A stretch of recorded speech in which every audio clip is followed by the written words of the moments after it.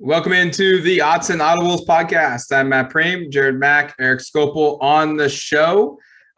We are changing the format here a little bit to the podcast. We're on YouTube now, so go check us out there if you want to watch our beautiful faces on YouTube. Go ahead and check that out. Secondly, we are moving Mailbag Wednesday to Mailbag Monday, and that's going to be a new thing for us this season. I think this is something Erik has been pushing for a couple of years, and we've caved. We have given Erik his request, and now Mailbag is on Mondays. So without further ado, Erik, let's get into these questions because we've got actual football, counting football to talk about.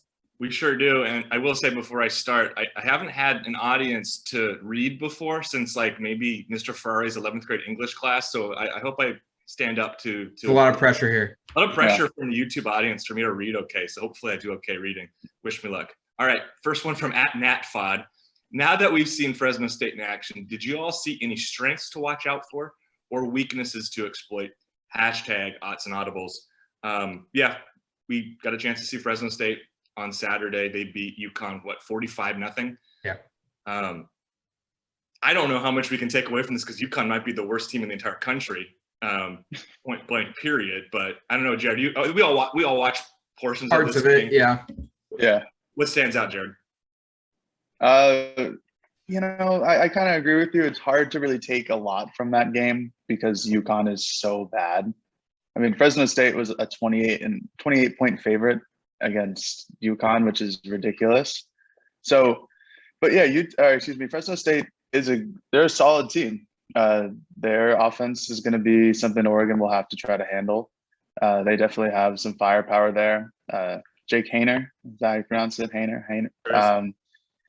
He had some cramping issues, but he didn't play, I think, all of the second half. But in the first half, he threw for over 300 yards and had 3 touchdowns. So there's certainly a potent offense that also kind of goes hand in hand with how terrible UConn's defense was. I'm sure plenty of people saw the long touchdown pass where one guy beat 5 or 6 defensive backs and scored for 80 yards. But I think Fresno State's defensive front is also something not to just kind of glance at. I think they're legit. I think on the broadcast, they said they had 89 career starts between the front 4, which is pretty good coming back. Those are like just a few things to make note of. I still think Oregon should do the job and win the game pretty handily, but it's not going to be a rollover.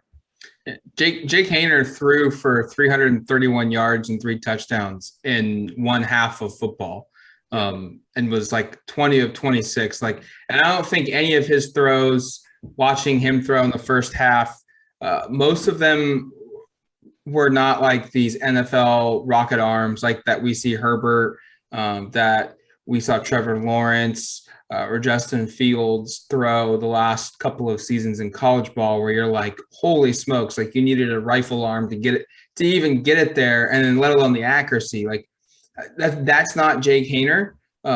Some of his stuff was screen passes or slants or a 10-yard out. Or a dump off to a running back, but he can kill you if you give him the opportunity to. And, ultimately it's probably going to end up for Oregon being, can you stop Ronnie Rivers, their senior running back, the guy that's, in his career, I think now has become Fresno State's career leader in touchdowns with 35 rushing and 10 receiving. This is a guy that can do it through running the football, and he can also beat you as an option in the passing game.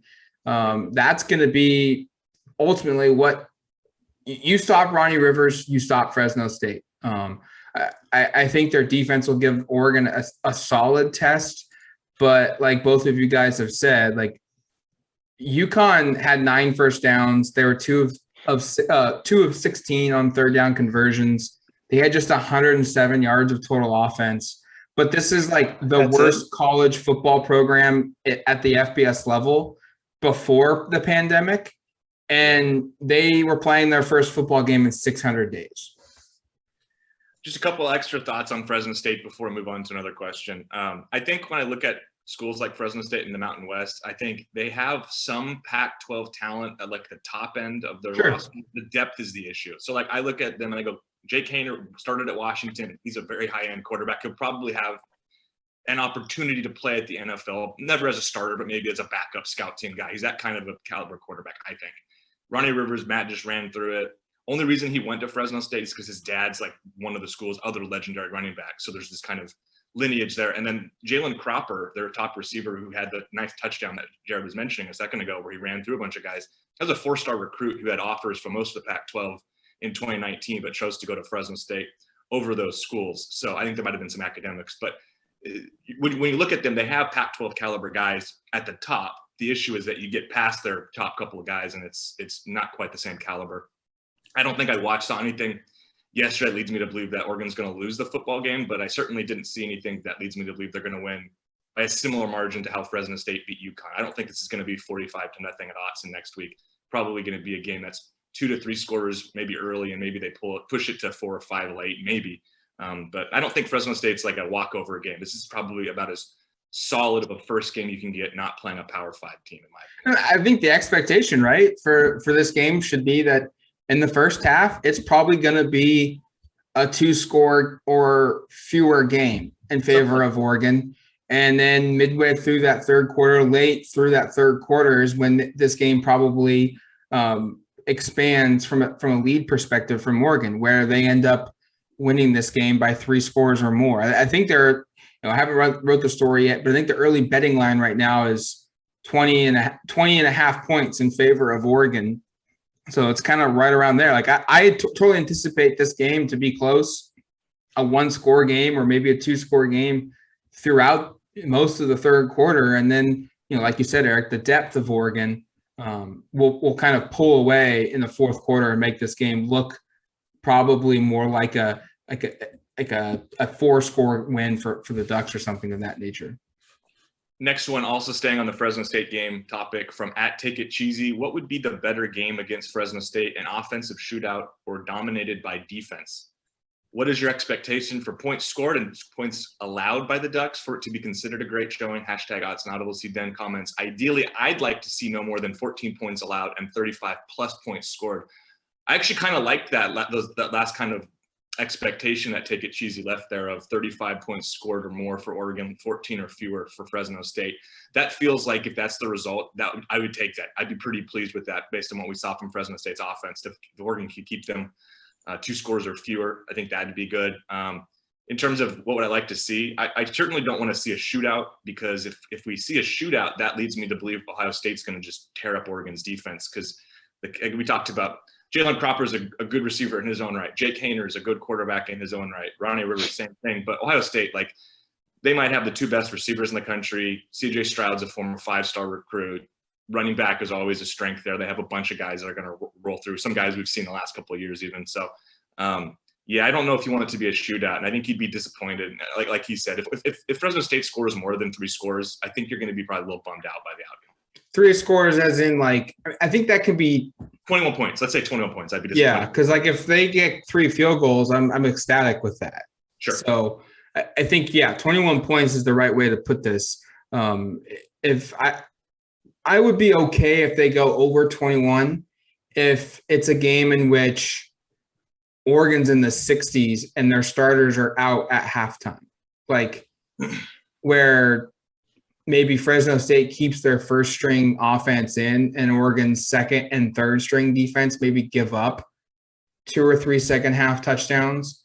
And, if Oregon goes into halftime winning 49-7 or 49-0, and they pull their starters at, in the third quarter, early third quarter, and then, Fresno State's first string rattles off 3 scores, I'm not going to be too concerned about that. I would be concerned if Fresno State scores 24 points on Oregon's first team defense. I would much rather see a game in which Oregon wins like 31-0 than a game in which Oregon goes out and they score 63 points, but they give up 38. Sure. Agreed. Jared?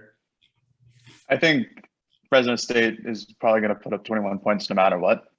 That's just kind of how I feel about it. It's the first game of the year against a team that returns a lot of guys. Who also has played a game already now.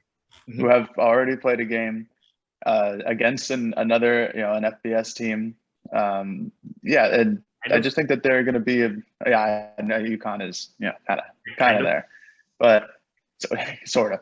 But yeah, I think they're going to be I think they'll have a good showing against the Ducks. That's just kind of how I'm feeling right now. I think 21 points is probably right in their wheelhouse. In terms of what I'd want to see from the Ducks, definitely like Erik said, I don't want to see a shootout. I don't want this to be 54-38 or something like that. A defensive, a dominant showing would be ideal, but I also want to see good offensive signs from Anthony Brown and company. I want it to be a shootout perspective from Oregon's offense, but I want to see them be able to stop Fresno in the red zone. I want to see how they cover the flats. I want to see how they contain the running backs and just try to put a full team effort into this. We're going to have a lot more Fresno State related content this week on the podcast. In fact, it's basically all Fresno State all the time. So this will certainly not be the last time we talk about them, and we'll do full score predictions, game predictions later in the week. So we're kind of giving you the early indications here on Monday, which is kind of what I liked about doing a podcast on Monday, answering questions to kind of provide that sort of context for the week. Next one here from @SabinBrab. How does Anthony Brown's last season as a starter compare to Justin Herbert's? Both last started college football in 2019, #odds and audibles.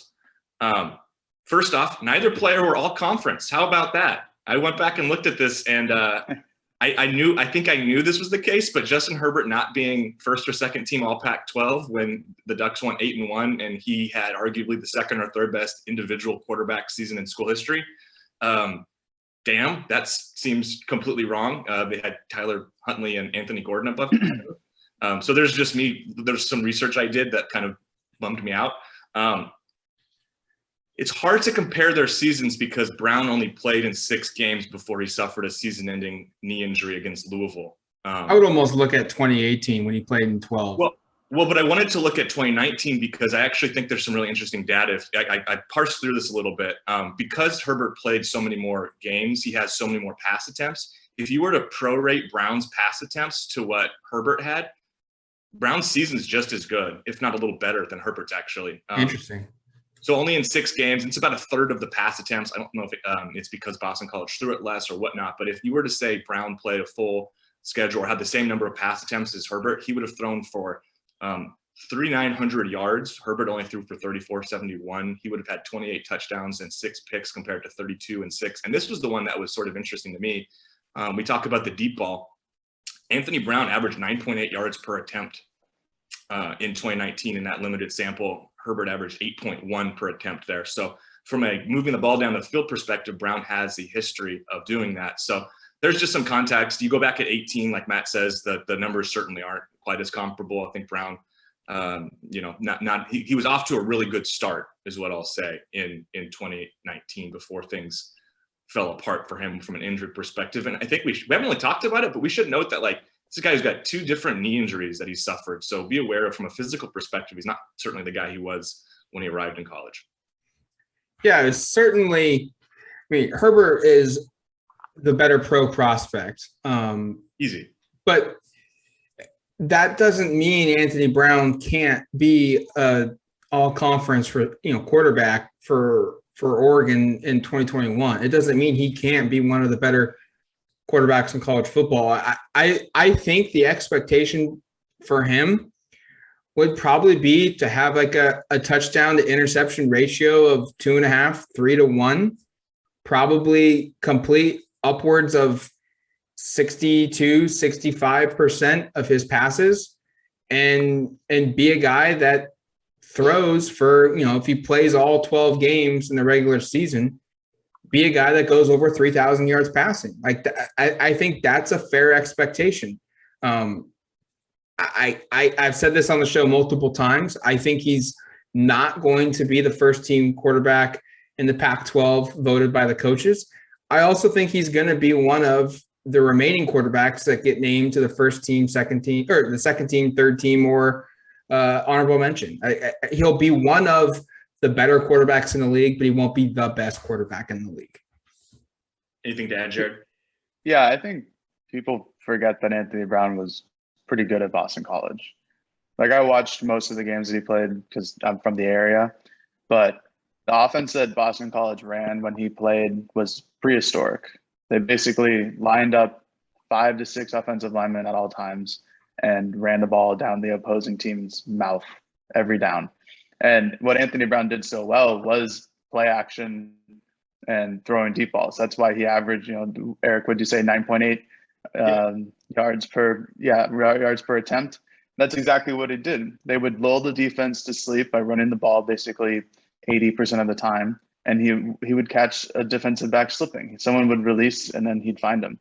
And he used his legs a decent bit. Obviously, the first knee injury, kind of derailed that from being a real part of his game. But he was good at Boston College, and he had a great season going before he got injured for the second time. And if he can get back to that decent level of athleticism and provide a run option, which we've kind of seen from him, we saw from him in the Fiesta Bowl and against USC just a little bit. But if he can get back to that level, like Matt's saying, he can easily be a second team, all Pac-12. He's going to have an offense where it's going to be easy to complete 55 to 60% of his passes, just like this. And it's going to be up to him and his progress as a quarterback if he's going to complete 65% of his passes. But he's going to have weapons. He's going to have a good offensive line. And if his talent carries over from Boston College, Oregon should be just fine. You mentioned, so I'm happy you talked completion percentage because that was one thing I forgot to mention. He was 59% as a, junior in 19. So that was not quite, that was the one stat I saw that I was a little bit like, okay, that's not quite what you'd like to see. That usually you'd like to see that in the 60s. And like you said, maybe around 2/3 completion percentage is usually a really solid number. Herbert was 66% in 19. So he had. Yeah. The issue with Brown was that he just didn't throw enough. So like if he, missed on 6 or 7 passes, that's 1/3 of them. So his completion percentage is already down the drain. Well, and that's what I was going to say is that I said I prorated it, but Brown had about 1/3 of the passes in about half the number of games. So that gives you kind of an idea of a little bit of kind of the discrepancy in offensive styles. Another one about Anthony Brown here from @DucksCruise. I always enjoy when you grade the position groups during the season. Aw, thanks. What grade would Anthony Brown need to beat Ohio State? And what grade would he need to win the conference? #Otson Audibles. Okay. Thanks for saying that you like reading my grades. Not a lot of people give me that feedback, so I like that. A couple of thoughts here, and then I'll throw it to you guys in terms of just I said A to A+ to beat Ohio State. I think Ducks need him to be not good, but great in that game. I think when you play average teams like Fresno State, you can have average quarterback play. When you play elite teams like Ohio State, you need elite quarterback play. So they're going to need like close to his best to win that game, I think. For the season, I went back and looked at what I gave Herbert for 19 because they won the conference that year. I felt like that would be comparable. I didn't go back and see what I gave Shuck for 19, even though I also won the conference that year, because that would be a much lower grade. And frankly, I didn't really want to do that. But Herbert, I gave him an A- for the 2019 season when they won the conference. I think the talent might be a little better. So maybe it's a B+, A- range for an Anthony Brown next year. And again, for those unfamiliar, this is totally subjective. These are my game grades. I post them the following morning, usually about 9 a.m., 10 a.m. It's the first thing I do on Sunday after rewatching the game from the previous night. So those are definitely going to be staples again this season. You can see those on Sunday, but totally subjective in terms of the rubric of grading it. I just kind of throw it together based upon what I saw, what I was impressed with, what I wasn't. It's not like it's using some sort of PFF metric grading or anything like that. I don't know, Matt, what do you think in terms of Ohio State? Do you think you need the best from Brown, or could they get by with like a B+ kind of game? They could probably win with a B+ if their defense just plays unbelievably lights out. They get a maybe a special team score, maybe a couple turnovers defensively, but anything below a B+ game at quarterback, whoever's playing, sure, is probably not going to be enough. For Oregon to win at Ohio State, you're going to need every position group to play one of their better games of the year to win this game. Like that, there's no other way around it. they'll get blown out if Anthony Brown comes out and gives a C plus game offensively. Because I don't think even if CJ Verdell has 220-yard rushing performance where he scores 3 touchdowns, that's going to be enough for Oregon to beat Ohio State. They're not going to win this game 21-20. Like, I don't see this being that type of a football game. Yeah, I don't have too much to add after that. It's Anthony Brown needs to be like an A plus level to really give Oregon that really good chance of winning. Oregon, if he doesn't perform at that level, Oregon's defense just has to go ballistic, which they're capable of. But I wouldn't put all your stocks into that. Like, Ohio State's a good offensive team, and it's going to be tough for them to do, like, to hold them under what Matt said, like 21 points, 28 points. They're just going to score regardless. And like Matt said, the whole team has to perform at that A to A plus level. What's the number that Oregon has to score to win? Like, I think it's got to be high 30s, low 40s. 35 was the first number that came to my head. 35, 38 feels Same. Yeah. Just second part of the question for you, Jared. What do you think in terms of was it fair for me to suggest B plus, A minus? Oh yeah. For Anthony Brown for a season win for the conference? Yeah, I think so. I think you could probably get away with the B plus or A minus. I just think this team is extremely talented and on both ends. Oregon's defense should be probably where it was in 2019, if not maybe even a little better. And their offense is, as we talked about on these podcasts plenty of times, their offense is significantly more talented than it was in 2019. So I think Brown can be a B plus quarterback, and I think Oregon could have a really good shot at winning the Pac-12.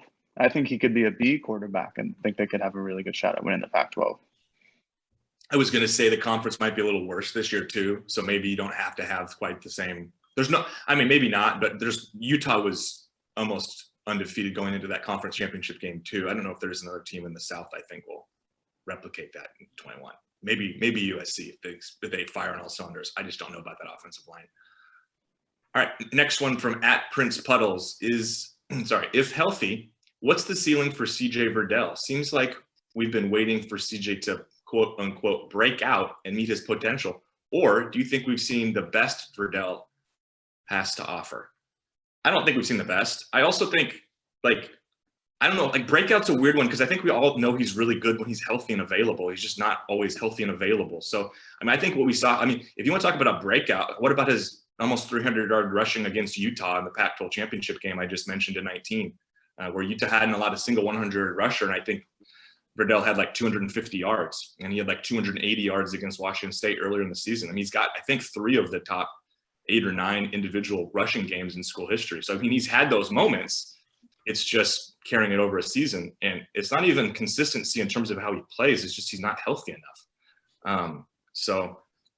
I've said it in the spring. I don't know if I've said it in a while.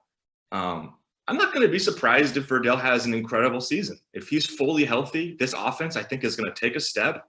Obviously, they're going to continue to split him with Travis Dye, but that didn't stop him from running for 1,200 yards in 19 when he missed 4 second halves in Pac-12 play. So, I could see him running for 1,600 yards, 1,700 yards. School record is 1,836. I don't think he gets there, but I could see him being in that realm. And again, from a historical perspective, all he needs to do is run for 1,100 yards this season, and he'll move past Kenyon Barner for number 3 on Oregon's all-time rushing list behind Royce Freeman and LaMichael James. I think people overlook a little bit of what he's already done. Considering that you think about his career, he redshirted his first year because he had injuries. His true freshman first year, he was kind of splitting the role a little bit, came on late, had the huge game against Oregon State, both Travis Dye and he did. Junior season, he was in and out of the lineup, his redshirt sophomore season, in and out of the lineup so much. And then last year, he missed half the season because he broke his hand. So the guy hasn't been all that healthy, and yet you look up, and if he has a big senior season here, and again, he's technically a junior, he could finish really high on Oregon's. He's going to, I think, finish high on Oregon's all-time rushing list. So I think Verdell routinely is kind of diminished because of his health stuff, but when he's on the field, he's really, really good. I think he could be the first team all Pac-12 running back this year. Absolutely. I'm not going to say he's going to win Player of the Year. He would be a dark horse candidate potentially. But really quick, Matt, don't you think he's a better candidate than Anthony Brown or anyone else? Yes, and I think he's a dark horse candidate for that one too. So I'm not sitting here beating the drum that Verdell is going to be a main challenger for the award, but he could win it. He's a better chance than Anthony Brown, in my opinion. So I agree there. You're right. His issue isn't talent. And unfortunate for him, his issue is health. He just can't stay healthy. If given the opportunity where he can play 13 or 14 games for Oregon and stay healthy throughout start to finish all 14 of those games or a majority of those games, we'll see a year that's better than the 2019 season when he went for 1,220 yards. He scored 8 touchdowns and he had 125 yards receiving. He had almost 1,400 yards of total offense. I think his touchdown numbers will probably go up because Cyrus Avilakio is no longer here to vulture his touchdowns. I hope they rotate Dye or another running back, before the goal line situations a little bit more to ensure he stays fresh and more importantly stays healthy. But if he's healthy for a majority of this year, he can be the first team running back in the Pac-12. That should be his expectation. He was second team in 2019 the last time he was borderline healthy. Jared? Yeah, I don't think we've seen the best of CJ Verdell. I think we've seen what he has at his best in 2019 where he had like the Washington State game. And yeah, he's an unbelievably talented player. The offensive line this year should be better than it was last year. They just have gelled more. There's been a full off season. But yeah, and the biggest issue with Verdell, as it has been for the last few years, just can't stay healthy for 12 games a year. And if he can rack it up. He can go for the 1,500 yard season. But if he's going to only play 8 or 9, then he's going to miss out on a couple hundred yards. And I think Oregon's offense is going to be just fine with or without Verdell. I think they could if he gets hurt, I think they could manage the load pretty well. But to add him and Travis in the backfield, that's one of the best duos in the entire country. Let's assume that Verdell is healthy. They make the Pac-12 championship game and they win it. Let's say they win the league and they finish the season 11-2. Verdell plays in all 13 games, and he only has one game where maybe he doesn't finish because of injury. So he plays a full 12 games until he gets pulled because of the game's no longer in doubt. Sure. Is it safe?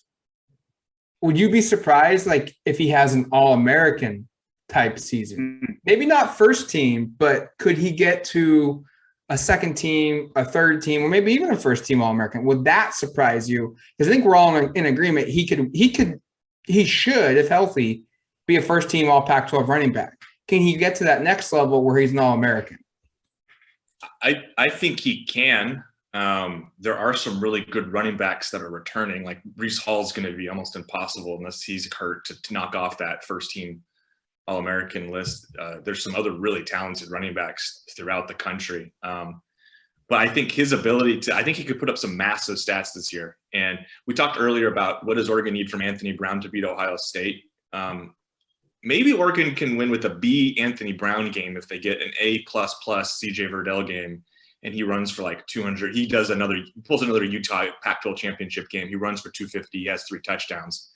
Maybe that's what it is. And maybe that legitimately, if you were to do that, that would thrust him into some national discussions for Heisman and All-American lists and Doak Walker awards and stuff if that were to take place. So maybe that's his avenue for something like getting to an All-American list, Matt. I think if he struggles against Ohio State and puts up big stats the rest of the season, it'll probably still be tough for him because a lot of people are going to weigh that game a little heavier than anything else. Yeah, you're right. He's going to need a couple of those Washington State where he went for 257 and 3 touchdowns. That Utah game when he went for 208 and 3 touchdowns. Even that Colorado game when he went for 171 and 2. He's going to need some of those. He's going to need a couple of those to pop up in 2021 to be an All-American. Prince Puddles is having a great show here. My fault in the show notes for including 2 from him. We'll probably have to hold you for a couple weeks, Prince, for getting more questions. This is a really fun one, and we're going to do this in segments because he asked 4 different over-unders for stats for the season. I thought this was fun. So I will throw them all these. I'm just going to go. We'll go in a circle. We'll go Matt, Jared, Erik for all these. Matt, Kayvon Thibodeau, 10 or more sacks, over-under? Over. Jared? Over. I think way over. He had 9 in 2019. That was a part-time starter. Now he's going to be the center point of an off defense that's going to be really good with a much better talent around him.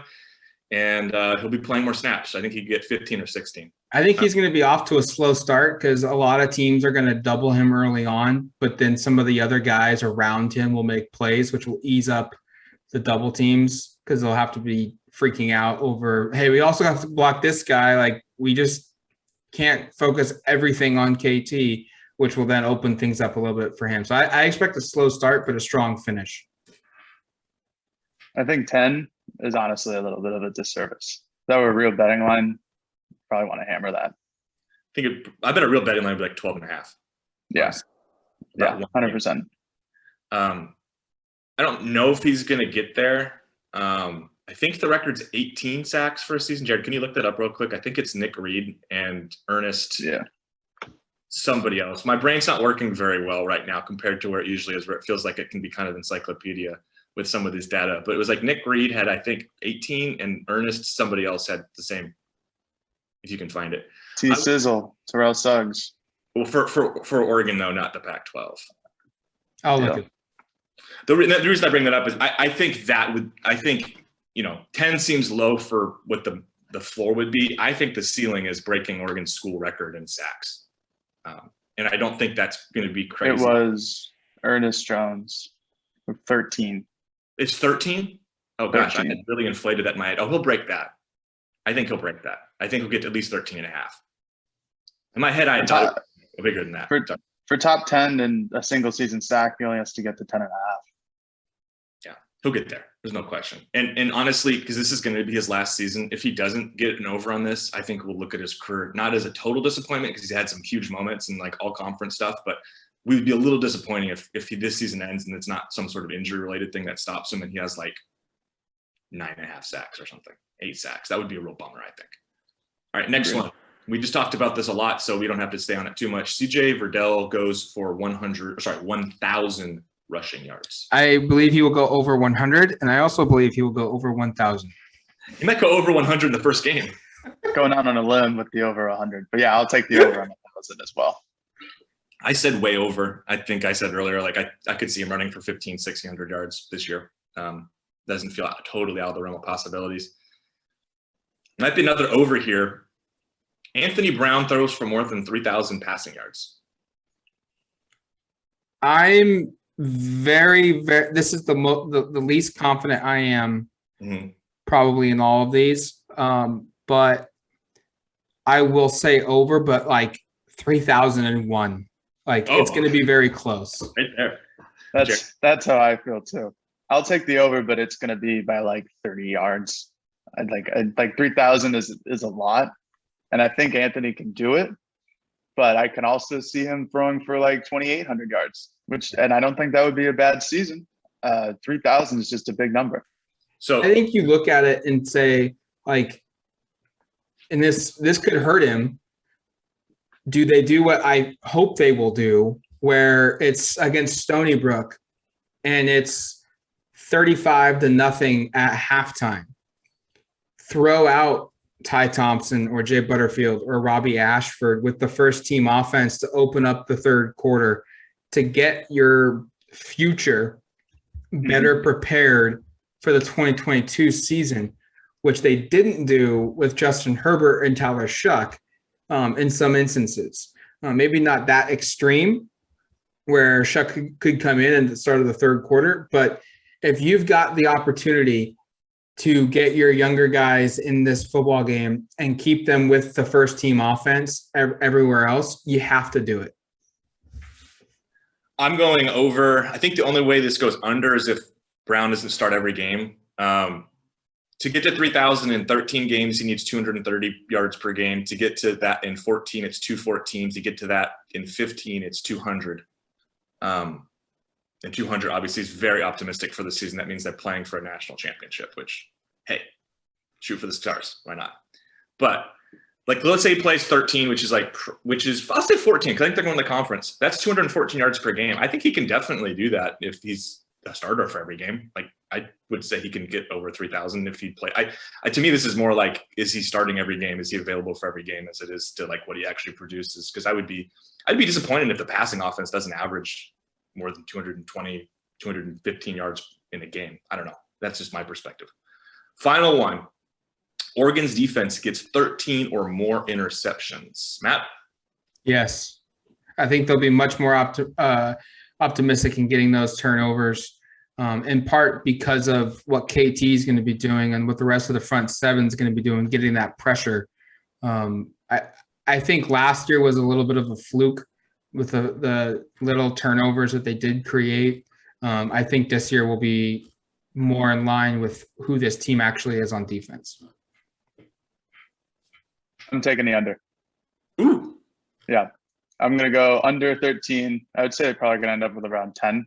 However, I do think that they're going to be forcing turnovers and fumbles like all the time. I just kind of have that idea where someone's going to come around the edge like a KT and force a lot of fumbles. And I think Oregon's defense in the middle, like with Flo and Sewell, it's going to cause a lot of turnovers. So I if there is a season total turnover over under, I might take the over, but for interceptions, I'm going under.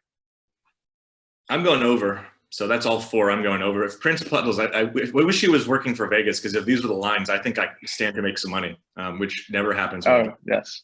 They had 20 interceptions in 2019. It was second nationally. I think that was a school record as well. I don't think they'll get 20. That's a huge number. That's, you do the math, that's basically 1.5 per game. That's a lot.